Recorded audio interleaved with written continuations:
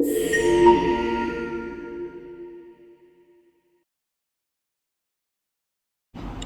Friends, welcome back to my YouTube channel.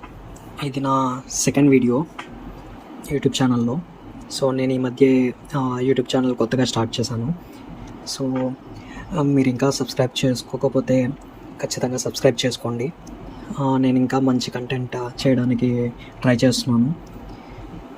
So ఈ ఛానల్లో అయితే రెగ్యులర్గా కంటెంట్ వస్తుంది ఇంక నుంచి. ఇంకా ఎవరన్నా సబ్స్క్రైబ్ చేసుకోకపోతే సబ్స్క్రైబ్ చేసుకోండి. ఇంకా వీడియోస్ని లైక్ చేయండి.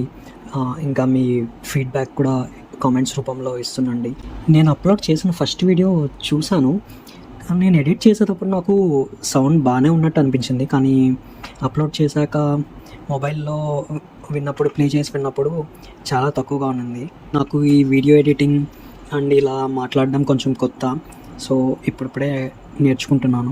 సో నెక్స్ట్ టైం నుంచి ఈ ప్రాబ్లం లేకుండా చూసుకుంటాను వాయిస్ ఏదంతా. సో కొంచెం ఫస్ట్ వీడియో ఇయర్ ఫోన్స్ పెట్టుకొనన్నా కొంచెం చూడండి, నాకు వాచ్ అవర్స్ వస్తాయి. నాకు కొంచెం ఎంకరేజ్మెంట్గా ఉంటుంది. నేను ఇవాళ యూట్యూబ్లో ఈ మధ్య ట్రెండింగ్లో ఉన్న టాపిక్ గురించి డిస్కస్ చేద్దాం అనుకుంటున్నా. అదే full time trading and full time trader. చాలామందికి కన్ఫ్యూజన్ అయితే ఉంటుంది. నేను ఫుల్ టైం ట్రేడర్ అవ్వచ్చా, ఎప్పుడు అవ్వాలి, ఎలా అవ్వాలి?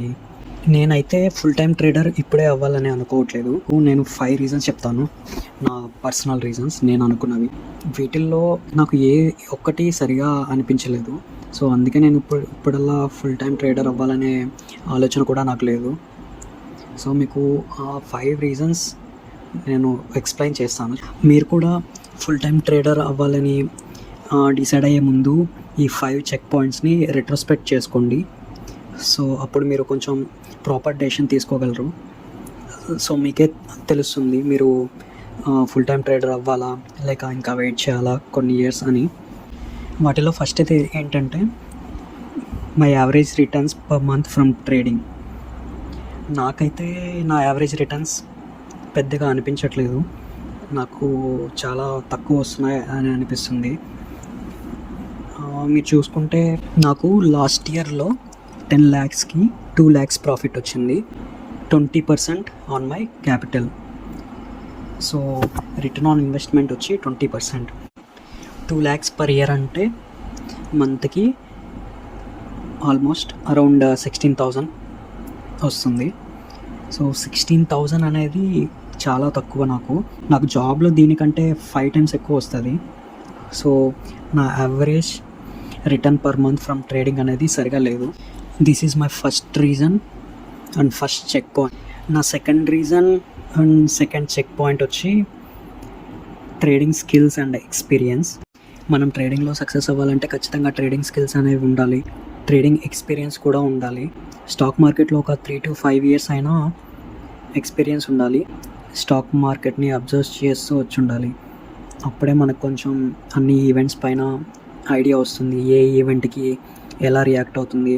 అప్పుడు మనం ప్రాపర్ డెసిషన్స్ తీసుకోగలం, మంచిగా ట్రేడ్స్ చేయగలం.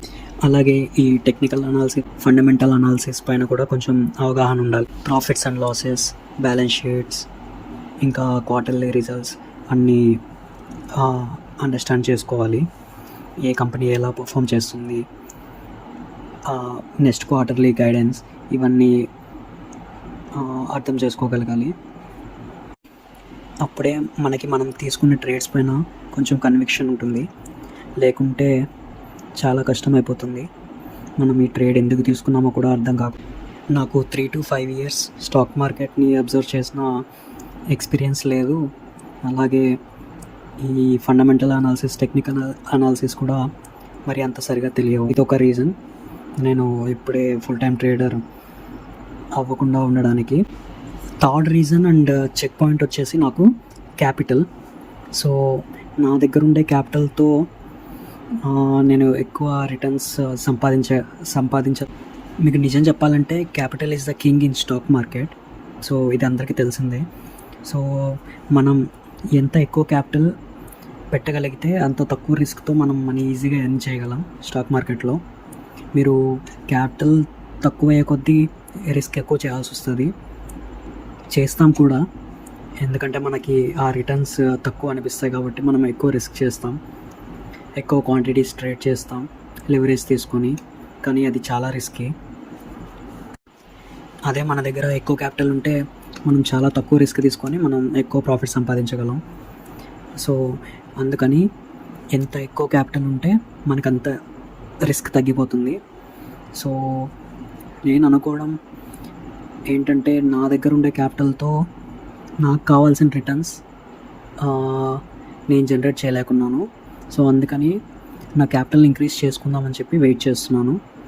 సో నా ఎయిమ్ కూడా అదే, ఎలాగైనా 1 crore క్యాపిటల్ రీచ్ అవ్వాలని. సో 1 crore క్యాపిటల్ ఉంటే మాత్రం మనం చాలా తక్కువ రిస్క్తో ఎక్కువ రిటర్న్ సంపాదించగలం. సో మీకు ఎగ్జాంపుల్గా చెప్పాల్సి వస్తే, ఇప్పుడు మీ దగ్గర 10 lakhs క్యాపిటల్ ఉందనుకోండి. 10 lakhsలో 10% ఎంత? 1 lakh. అదే 1 lakh 1 crore 1 crore 1% మాత్రమే. సో స్టాక్ మార్కెట్లో 10% కంటే 1% ఈజీగా ఎర్న్ చేయగలం. సో మన దగ్గర ఎంత ఎక్కువ క్యాపిటల్ ఉంటే మనం అంత తక్కువ రిస్క్తో హ్యాపీగా ఎర్న్ చేసుకోవచ్చు. నా 4th రీజన్ వచ్చేసి ఎమోషనల్ కంట్రోల్. ట్రేడర్స్కి ఉండాల్సిన మెయిన్ ఇంపార్టెంట్ స్కిల్ వచ్చి ఎమోషన్స్ని కంట్రోల్ చేసుకోగలడం.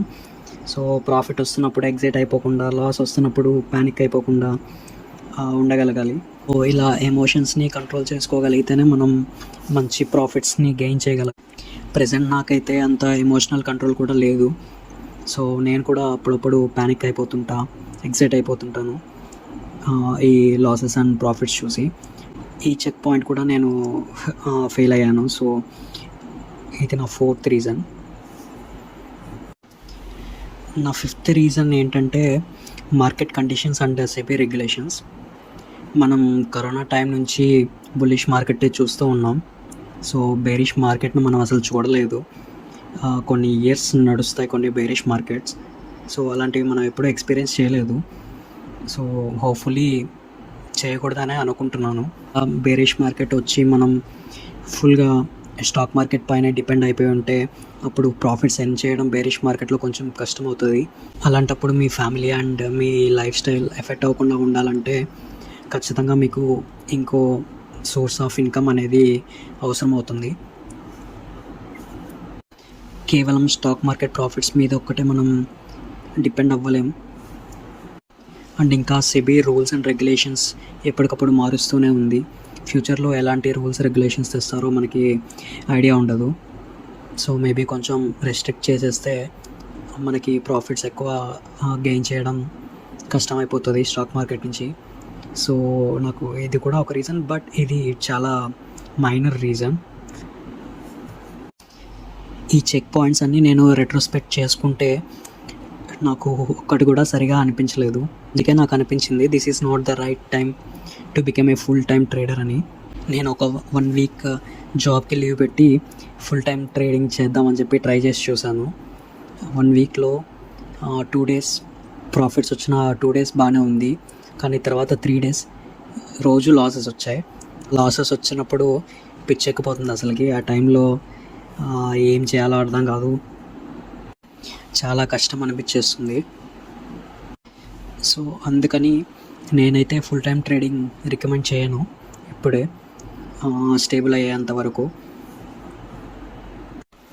నేను ఫుల్ టైం ట్రేడర్ అవ్వాలని ఎప్పుడు ఆలోచిస్తానంటే, నేను చెప్పిన ఈ 5 చెక్ పాయింట్స్ నాకు ఓకే అనిపించి నాకు కాన్ఫిడెన్స్ వస్తే నేను అప్పుడు ఈ ఫుల్ టైం ట్రేడింగ్ చేయడానికి మూవ్ తీసుకుంటాను. అప్పటి వరకు నేను ఇట్లా ప్యారలల్గానే చేస్తాను. ఒకవేళ ఫుల్ టైం ట్రేడింగ్ చేసినా కూడా నేను ప్యాసివ్ ఇన్కమ్ సోర్సెస్ ఏదో ఒకటి పెట్టుకుంటాను. ఎందుకంటే మనకి డైవర్ట్ అవ్వడానికి ఏదో ఒకటి ఉండాలి. నా average return from stock market వచ్చి నా శాలరీ కంటే 2 to 3 times ఎక్కువ వచ్చినప్పుడు, అండ్ ఇంకా నా trading skills and experience in the stock market పెరిగినప్పుడు, అండ్ ఇంకా నా క్యాపిటల్ ఆల్మోస్ట్ 1 crore అలా రీచ్ అయినప్పుడు, అండ్ ఇంకా నా ఎమోషనల్ కంట్రోల్ అనేది సరిగా ఉన్నప్పుడు, లైక్ నేను నా ఎమోషన్స్ని కంట్రోల్ చేయగలిగినప్పుడు, ఇలా ప్యానిక్ అవ్వకుండా, ఎక్సైట్ అవ్వకుండా ప్రాపర్గా ట్రేడ్స్ తీసుకోగలిగినప్పుడు నేను ట్రేడర్ అవుతాను. అప్పటి వరకు నేనైతే ఫుల్ టైం ట్రేడింగ్ గురించి ఎక్కువ ఆలోచించను. సో మీరు కూడా ఈ పాయింట్స్ని మీ ట్రేడింగ్ ఎక్స్పీరియన్స్తో, మీకున్న స్కిల్స్తో రెట్రోస్పెక్ట్ చేసుకొని డెసిషన్ తీసుకోండి. సింపుల్గా యూట్యూబ్ వీడియోస్ చూసి నేను ఫుల్ టైం ట్రేడర్ అయిపోతాను, 1-2 months ప్రాఫిట్స్ చూసి నేను ఫుల్ టైం ట్రేడర్ అయిపోతాను అని అలా అయితే పిచ్చి పిచ్చి డెసిషన్స్ తీసుకోకండి. తర్వాత చాలా రిగ్రెట్ అవుతారు. ఫస్ట్ స్కిల్స్ పెంచుకోండి అండ్ ఇంకా క్యాపిటల్ ఇంక్రీజ్ చేసుకోండి. జాబ్ చేస్తూ కూడా ట్రేడింగ్ చేయొచ్చు, స్వింగ్ ట్రేడింగ్ చేయొచ్చు కదా. నేను అలాగే చేస్తుంటాను most of the times. First అలా స్వింగ్ ట్రేడింగ్ చేసి మంచి ప్రాఫిట్స్ ఎర్న్ చేయండి. తర్వాత మీకు ఈ చెక్ పాయింట్స్ అన్నీ ఓకే అనిపిస్తే అప్పుడు ఆలోచించండి. ఫ్యామిలీ అండ్ ఫైనాన్షియల్ కండిషన్స్ అన్నీ ఆలోచించి డెసిషన్ తీసుకోండి. తొందరపడైతే డెసిషన్స్ తీసుకోకండి, తర్వాత చాలా రిగ్రెట్ అవ్వాల్సి వస్తుంది. చాలా చేద్దామని అనుకున్నా కానీ ఇలా మాట్లాడడం, రికార్డ్ చేయడం కొత్త కదా, సో కొంచెం అలవాటు అయ్యేదాకా కొంచెం కష్టంగానే ఉంటుంది. కానీ కొంచెం నాకు ఎగ్జైటింగ్గా ఉంది, ఎందుకంటే ఒక న్యూ హాబీ పిక్ చేసుకున్నందుకు. మీ సపోర్ట్తో నేను ఇంకా మంచి కంటెంట్ అండ్ బెటర్ వీడియోస్ చేయడానికి ట్రై చేస్తాను. నేర్చుకుంటున్నాను నేను కూడా, కానీ టైం పడుతుంది ప్యారలల్గా మెయింటైన్ చేయడానికి. తప్పకుండా అయితే ఇంప్రూవ్ చేసుకుంటాను. మీరు కూడా మీ సజెషన్స్ అండ్ మీ ఫీడ్బ్యాక్ కామెంట్స్లో పెట్టండి. నేను ఖచ్చితంగా రిప్లై ఇస్తాను అండ్ ఫాలో అవుతాను. మా ఛానల్ని సబ్స్క్రైబ్ చేసుకోకపోతే ప్లీజ్ సబ్స్క్రైబ్. నాకు ఇదే చాలా మోటివేషన్ అండ్ చాలా ఎంకరేజ్మెంట్గా ఉంటుంది. వీడియోని కూడా లైక్ చేయండి, షేర్ చేయండి, కమెంట్ చేయండి. ఆ వీడియోస్కి రీచ్ వస్తుంది. Thank you friends, thanks for watching. We'll be back with another video. Thank you.